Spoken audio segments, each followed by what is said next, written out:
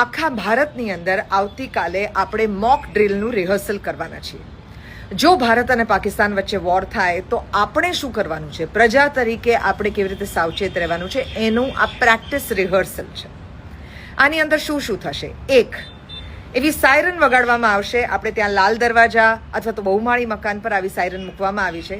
એ siren જ્યારે વાગે એટલે શહેરમાં 5 થી 7 કિલોમીટર સુધી એ અવાજ પહોંચશે અને તમને ખબર પડે કે હવાઈ હુમલો થયો છે. આવતીકાલે એનું માત્ર રિહર્સલ થવાનું છે. So this is 1. 2, એક સાથે આખા શહેરની લાઇટ્સ ધારો કે કાઢી નાખવી હોય તો કેવી રીતે કાઢી નખાય? એટલે આખા શહેરની અંદર એક સાથે અંધારપટ કરવો હોય જેને કારણે ઉપરથી ફ્લાય થતા પ્લેનને ખબર ના પડે કે નીચે શહેર છે, તો એને માટે શું કરવું જોઈએ? એની પ્રેક્ટિસ માટે એક સાથે આખા શહેરની લાઇટ કદાચ બંધ થઈ જાય, ઇન્ટરનેટ કદાચ બંધ થઈ જાય અને ધારો કે હુમલો થાય તો કોણે કોણે સુરક્ષિત જગ્યાએ શિફ્ટ થવાનું આવશે, સ્થળાંતર કરવાનું આવશે, એનું પણ કાલે રિહર્સલ કરવામાં આવશે. એટલે આ બધા માટે પ્રિપેર્ડ રહેજો.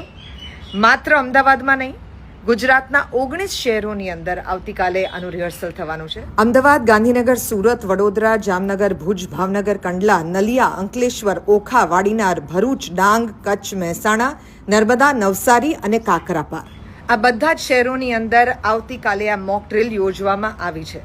સો તમારી સાથે પણ તમારા શહેરમાં આમાંની કોઈ પણ ઘટના બને તો સમજી લેજો કે આ એક જેન્યુઇન રિહર્સલ છે આપણા પોતાના પ્રોટેક્શન માટે, સિવિલ ડિફેન્સ માટે. દેવકી કે સાથ, જનહિત મેં જારી.